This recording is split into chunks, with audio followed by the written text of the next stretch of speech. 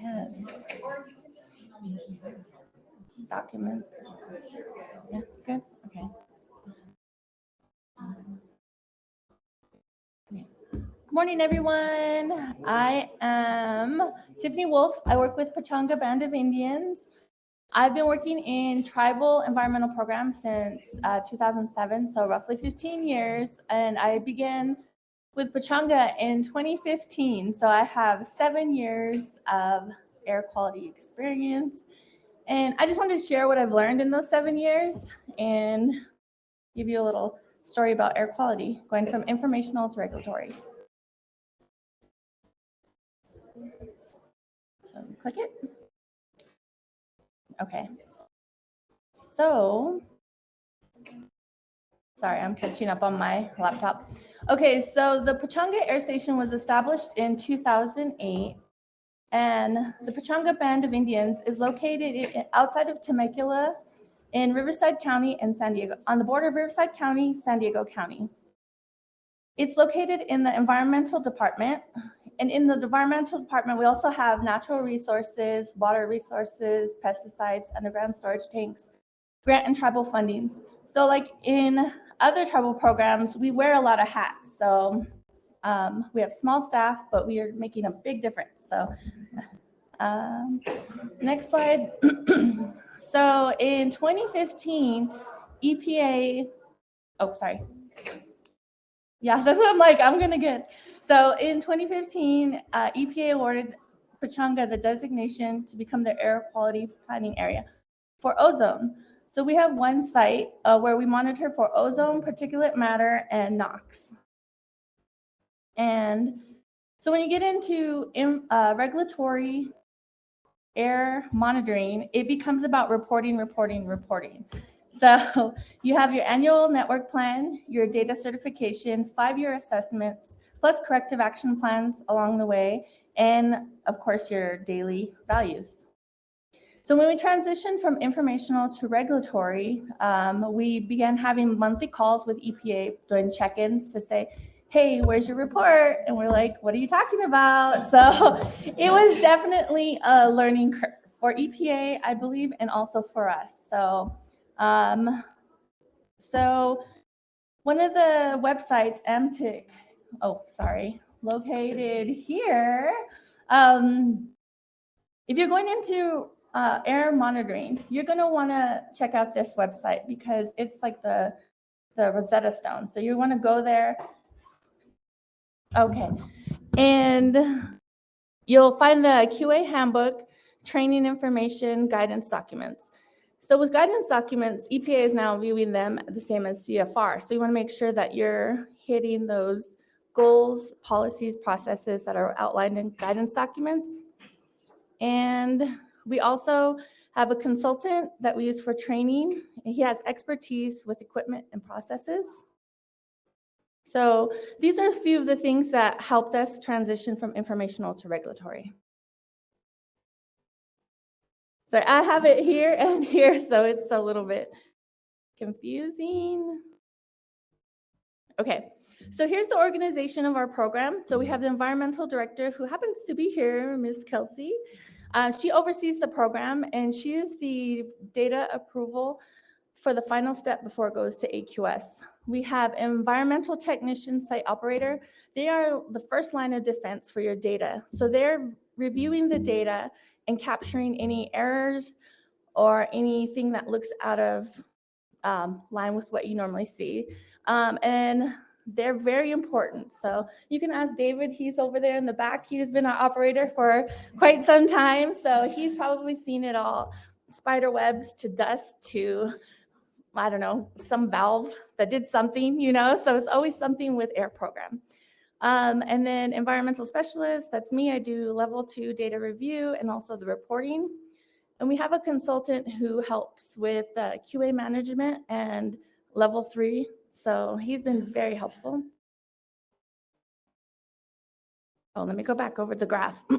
So if you see the little chart, you can see how our data is collected. So we have the gaseous, the filter, excuse me, And it's collected into our data logger, which is the DR-DOS, and then it goes through the level 1 review, level 2 review, level 3 review, and it gets kicked back to me where we do a discussion on what we're finding with the data.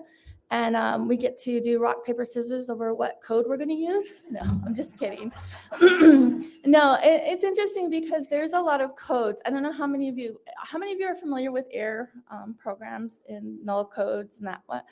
So when we had our technical system audit with EPA, they came in and they asked like very thorough questions of why did you use this code?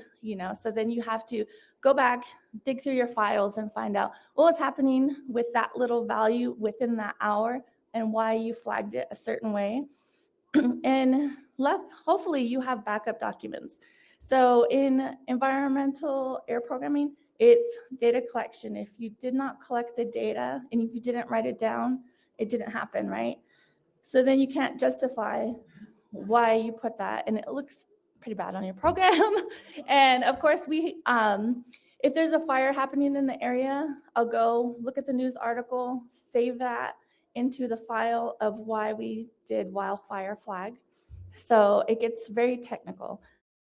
So me and the consultant go back and forth, and then once we both agree, it gets kicked over to Kelsey, the director, who then reviews. She has a lot to review. She has the data, the logbooks, any notes. And so then from there, when she does the approval, it gets uploaded to AQS. So AQS is the EPA database. Are you guys familiar with AQS? So no. Okay. That's okay. So air programming is about data. So you're looking at the pollutant value for AQS. So that little number for either ozone, PM2.5, or NOx, you want to make sure that if it's out of range, you just delete it. No, I'm just kidding. You don't do that. That's a joke that we airheads have, right? Like if ozone's above 70, just like, no, I'm just kidding. Do not delete data. Make sure you have your backup. If you are going to change it and put a null code, make sure that you have backup for that information. So precision checks, calibrations, you want to make sure that those are running to support your data. Corrective actions, so if there was a tape break and it went on because we were all at this conference and nobody caught it, we'd have to go back and do a corrective action as to, yes, this is what occurred, this is how we're going to solve it and make sure that it doesn't happen in the future. So, and then at the end of the year, the QA manager would review all the corrective actions and help us support the program by identifying areas that we can strengthen our program. Equipment certifications. So those are when we send our equipment out and we get it certified. So we have to make sure all of those dates are of each piece of equipment that we're on top of that.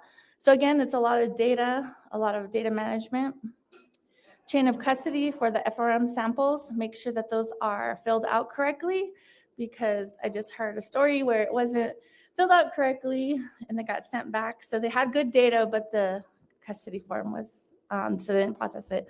Monthly maintenance forms. So every month the site operator goes in, does maintenance on the equipment, does their forms, and those forms are very important for level 2 data validation, because then it shows if anything was occurring that would support a reason why we would null data or keep it. So logbooks, those are like the diary. David's there like, dear diary, today we, no, I'm just kidding. So logbooks, very important. So he'll walk in, make sure writes down what he sees in the air station, writes down what he did, writes down whatever information that's very important to support the data in the logbook. And each equipment has a piece of has a logbook. So again, this is a lot of data for an air program for one station. Site visit forms, data review forms. So level 1 has a data review form. I have a data review form. Level 3 has a data review form. Kelsey has a data review form. So we all get data review forms. So, and it supports the data. And then audits. So we have audits on the equipment. We have audits from contractors who come in and do audits on the equipment. And then we have EPA audits, which everybody loves EPA audits. Right, Pam? Okay, so when we're meeting the requirements, so when you have a staff of 4 people and you have to have 3 levels of review and each person has to be independent, it can be hard because not everybody is working in the air program with those 4 staff because you have people doing natural resources, other programs. So it becomes about creativity. Luckily, in the area we have, in Southern California, there's 18 tribes. And within that, even in Riverside, San Bernardino, we have a neighboring regulatory tribe. And we're able to collaborate with the Air Monitor Collaborative and do audits for each other and also data validation. So for a while, we're able to do data validation, like switching with each other, the tribes, and meet that 3 levels of data review. So within this last year, we've kind of had like a discussion point with EPA about how we can meet the 3 levels of data review. It's more like arm wrestling on the table, like, like, are you sure? But we were able to meet it. Morongo also, which that's a big deal for tribal air programs to meet with EPA, and we're able to become creative to make sure that we meet those levels. So we have our QA manager, who's also the consultant. So that's the 3rd level review. Meeting the requirements, we have the meetings. We work with EPA, the TAM support. If we can't solve it within our program or within the collaborative, we reach out to TAMS to see if they can help us. Are you guys familiar with TAMS? Yeah, okay. And also ITEP, which is Division of TAMS. Okay, so when you step up from informational to regulatory, it becomes about skill, ability, proficiency. So EPA wants to know, does this tribe have the skill, ability, and proficiency to perform these duties? And I think across the board in all the programs, you guys are seeing that. We want to make sure that we can demonstrate that this staff member can perform this duty. I mean, it seems like a no-brainer, but at the same time, EPA is writing that into their guidance documents. So it becomes like, we want to give you this money, but we want to make sure that you're able to perform all of this stuff to meet our guidance documents, right? So with that, we've created the staff training plan, which is a requirement from EPA when you become regulatory. So that outlines that this staff person has made sure that they attended these different trainings and they completed it with success. So then we have equipment manufacturer training that the staff has participated in. We have our consultant who has come in and done training for us also. And if you're going into air program, or if you currently not familiar, you can reach out to manufacturers and get trainings there. Of course, EPA, ITEP, TAMS, they have all the training information. You can reach out to them. And it's also good to do site visits. So if you have an air station near you, you can go there and see how they're doing their program, because it's a lot of creativity, making sure you're meeting those requirements. Oh, funding. This is a fun one. So most of the air regulatory that are tribal programs have EPA grants, but they also supplement with tribal funding. You're not gonna, so far, the people I've talked to do have supplemental funding, because running a regulatory program is expensive. So we initially started with the 103, and then we matured to the 105 funding. And we recently got the American Rescue funding to get equipment backup. So that was a positive. We're excited to get that ordered. That was one of our findings. So not only EPA asked that not only you have a piece of equipment for each pollutant you're monitoring, but you also have backup equipment.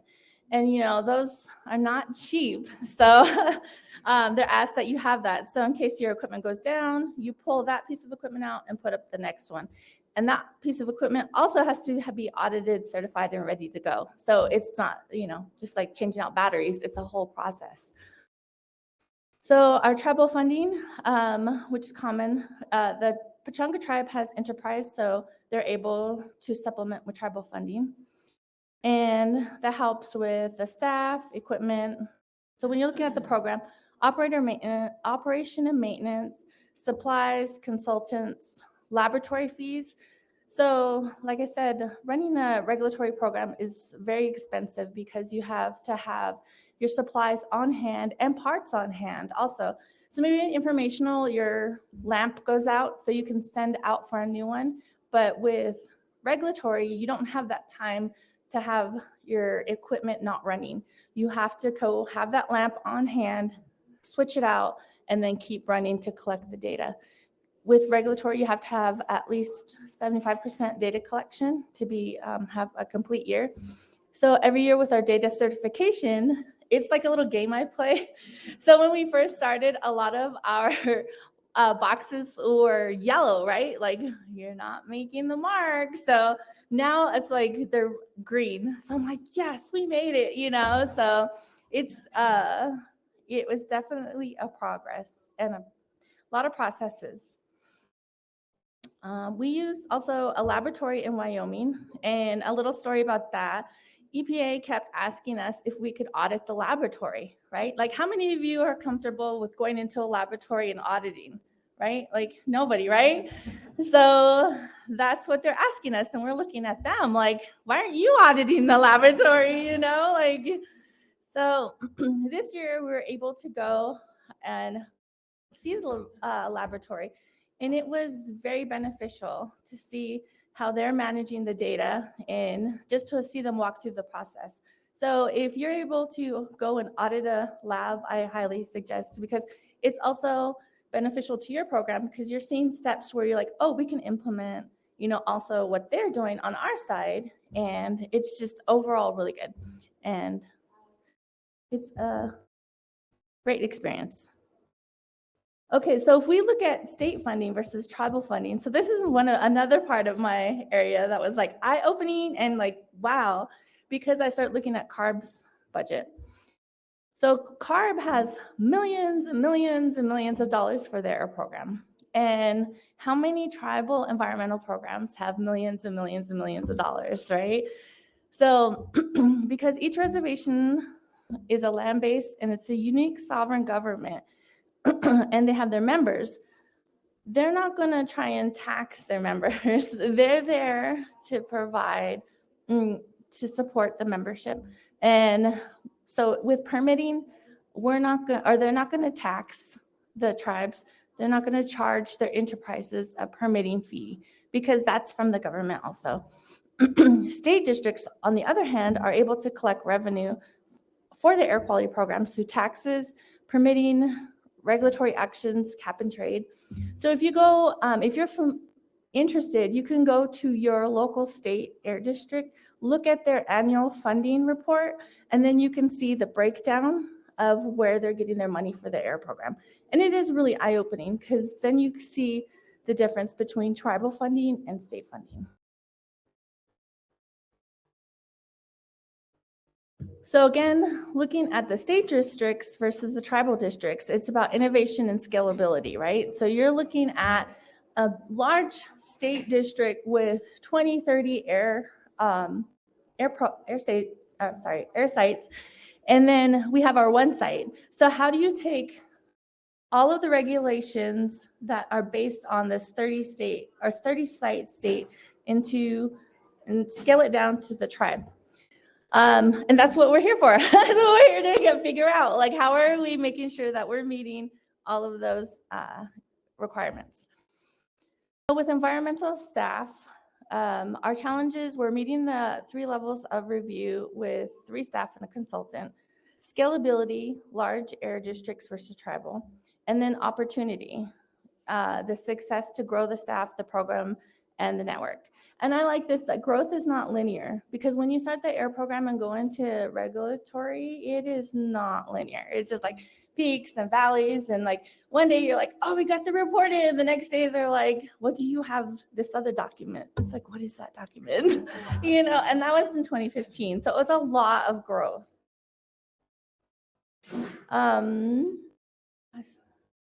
Okay, bless you. And so that's it. That's all I have about our Pechanga Air Station. Are there any questions?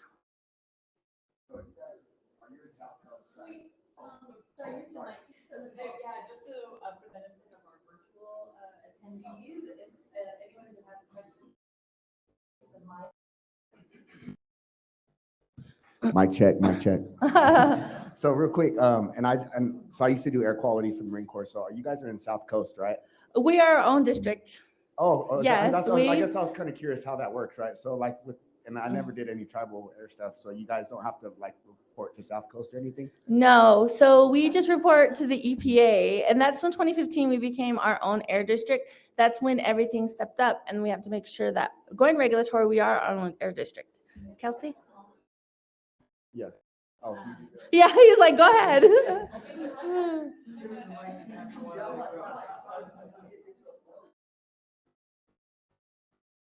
So as Tiffany mentioned, Pechanga and then also Morongo, who's here, we are, as far as I'm aware, the only two tribes in California that have a separate air quality planning area. So we function very similar to, in the state, we have air districts. In the state of California, there's air districts. Other states have state regulatory programs, right? So we function very similar to that. So what Tiffany didn't mention is one of the challenges with the tribal air program is the EPA, especially in Region 9, isn't used to having a brand new air program. And so a lot of the things like, hey, what about this document? Hey, what about this process? There's no handbook for how to start an air program. Originally, they suggested that we work with neighboring air districts to gain, knowledge and skill sets, which sounds like a great idea, except for South Coast was very much opposed to tribes having their own regulatory air districts and wrote some pretty unpleasant comment letters to that effect and sued the EPA. With that being said, we did try to reach out to South Coast. It was a really awkward meeting. And they essentially told us, don't waste our time. Don't bother coming back. So yeah. So since then, not to, I'm sure I know for a fact there's some wonderful people that work at that air district, but we have, amongst other tribes, kind of built that skill set for the air program amongst ourselves. We've worked a little bit more with San Diego Air Pollution Control District. They've been very helpful, but it's very much been like a ground up learning experience, as Tiffany said. So you guys work with CARB, like all off-road stuff? Yeah. Well, I don't want to speak too much, but yes, we have worked with CARB primarily with their lab for certification of equipment. Yeah, that's where we work with them. We deal directly with the EPA for permitting. So we go through the Tribal New Source Review Program. And if you want to talk about like Title V and all that, that's kind of like a separate discussion. But yes, we essentially work directly with the federal government. We don't go through CARB. Yeah. Oh, another question? Anyone else?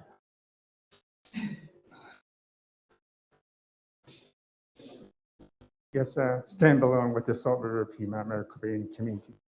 Do you guys have an internal program audit, like is the consultant does that? Or do you, Oh no, do you have we a program like that? So you know how, because I believe you guys are regulatory? Is Salt River regulatory? Yes. Okay, so in the worksheets that we have to turn into EPA that they ask before the technical systems audit, we've been using those worksheets to hand to like the site operator and then to Kelsey to the lab. And then we do our own internal audit before the TSA audit to see if we're able to identify any data lapses or, just information that we can strengthen and make sure that we're going to pass that TSA. But yeah, so have you done the technical system audit? Yes. Well, my question regarding to is who does the audit? Is it the QA staff? It is all of us together with our contractor who is acting as the QA person, the QA manager. So we have a meeting to discuss the worksheets for the audit. So you know how the EPA sends you the worksheets to fill out before your technical systems audit? Yes. So we do those worksheets internally, and then we have meetings to discuss that with the QA. Okay. Yeah, this is Ryan Everly with Gila River. So we're regulatory also, and I think just to kind of piggyback on his question about the audits, that's one of the challenges that we've had is how do you do independent audits as a regulatory program? Oh, okay. So we So- have a contractor to do the PE. That's what you're talking about? Yes. Okay, yeah, we have a contractor. Okay. So then I think that makes it independent then. Yeah, 'Cause because we've tried to do that internally with our own staff, and we have a process worked out, but it's challenging because all the program staff in air essentially report to me, at least on paper, but in the QAP, we've structured it so that one staff is the QA manager and the other staff sort of report to them, and I am not on the audit side, so I would report to him too. okay. So we just kind of structure it a little bit differently in our QAP, but that's another way to do it. But so we work with Morongo and La Jolla and Paula also to do audits, like semi-flow rate audits. I believe David has done PE audits for Morongo. Oh, okay. So you guys are close together, so you guys could do audits on each other. As long as you have the skill, proficiency, training, right? You have to show EPA how you can fulfill that role. Yeah, SOPs, the whole nine. So, you guys could do audits for each other.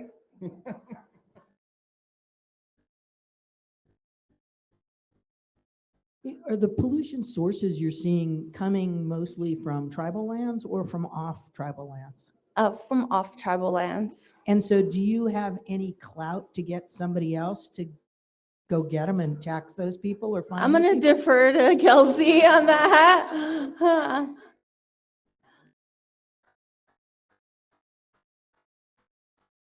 So we think that most of our off-reservation pollution is from mobile sources, primarily the I-15 and the I-5 freeways.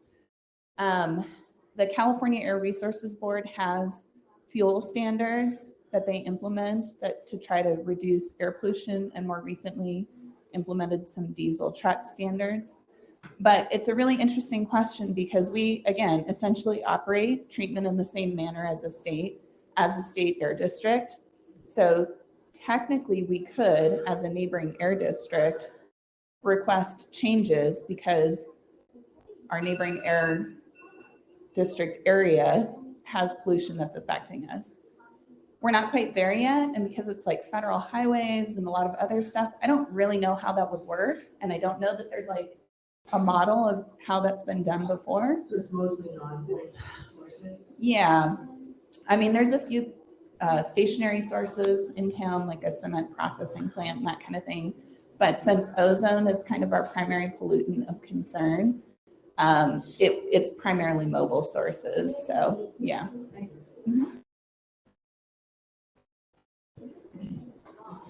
Did you want to? Hi, great presentation, by the way. Oh, thank you. I just have a few curiosities about your guys' process. When you were talking about earlier how when you do the no codes, how if there was a wildfire, you'll save the article or whatever. So do you do that with every single no code? You'll Not every track it? single. Okay, so Yeah. just ones that you can't really explain by just the data alone. You need more context. Yes, so Okay. anytime that there's something like out of the ordinary, you want to make sure that you can save any information relevant to your decision on that. Because when EPA comes in, they're going to ask you to see any supporting documentation. So with one of our audits, we're asking like for 2 hours, there was a structure fire and they wanted to see the information to support that. So I had saved the article and then showed it to them, and that was good. So you would definitely want to make sure that you're saving any data, articles, information to support that information, your decision. Okay. And they are going to ask you also why you made that decision, and they might say, well, I think this was better, but with data validation null codes, it is dependent on each person. Like one day I might have had a bad morning and spilled coffee and then have been in one mind frame, right? And then a different day. And I'll explain why I'm saying that is I went to a PQAO training and we're all data validators in the room, right? So they put up these worksheets on scenarios and they said, okay, everybody, what do you think the code would be? And everybody got their little sticky note and they put the notes up there. And then at the end, everybody's codes were semi-different, and she said, you're all right. I was like, no, we have to, but that's exactly how you perceive something might be different how I perceive something, because the codes are very general. They're not very specific. They're not like David had a bad day. So this is just kidding, David. But yeah, no, Tiffany, whatever, but the codes are very general. So it'll just say structure fire, wildfire, dust. So yeah, it's dependent on the validator, and you have to make sure you have supporting documentation. Okay. And what data system do you guys use, like AirVision or? We use DRDOS. Oh. Oh, and Vista Arm. So they have a whole package. So that's what we use. Uh-huh. Sorry, last question. No, that's okay. I mean, David could probably talk more about that also. Okay. And so since you guys are regulatory for like NOx or whatever, have you guys created your own standards in terms of like? Oh, no, we use EPA. Okay. Yeah. So, yeah. And then we do our own data validation through Excel sheets. And I realized that a lot of large air districts are using their own software created in-house to do data validation, which I think it's like, wow, now we need a software developer, Kelsey. So, yeah, but, so, yeah. Thank you. You're welcome. I think we have a question in the chat. We have a comment. Yeah, we have a comment from Frank Spurgeon from the La Jolla tribe. He has served on the TM steering committee, and he said that he's always promoting the work that they do. And a few years ago, the SC and EPA developed a guidance document to assist tribes in developing an air program from the ground up. So he thought it would help if individuals were kind of wondering where to start. He put it in the chat box, and after the session, I will try to drop it into the documents for this session so that us, non-virtual people will be able to access it later. So.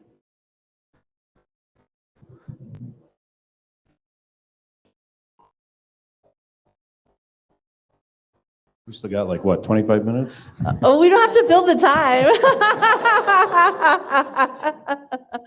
So Kelsey mentioned something that I thought was kind of interesting, because I think we also struggle with freeway traffic, because we have very few NOx sources on the community, yet we also have problems with ozone. Stan has ozone issues too. Have you guys conducted NOx monitoring in the past for mobile sources? Was there anything that came out of that? We have not. We collect the data, put it in AQS, and you're free to look at it and do. But we have not specifically for on-road, mobile sources. Thanks.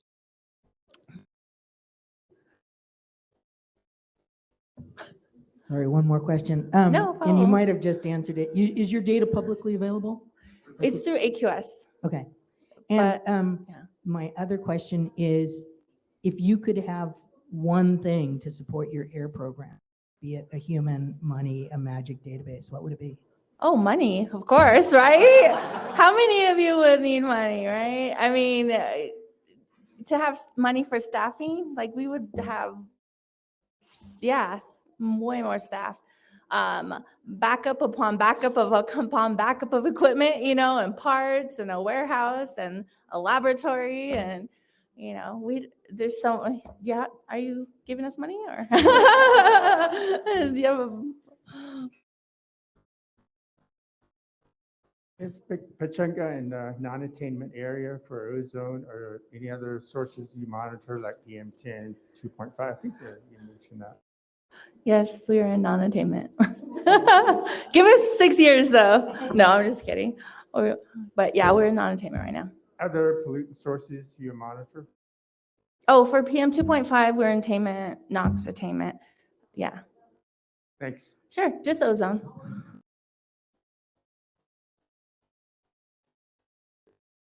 Is that it? Well, I'm thankful for you guys for participating. If you have any questions, please see Pam. Just kidding. She's regulatory. She can tell you all about it. She's been an air program. She's like, let's go. She wants everybody to be regulatory, just so you know. So, and then if you had any site operator, you see David back there, and Kelsey for policy. So, and Eddie. So that's our new site operator. So, but thank you, everybody.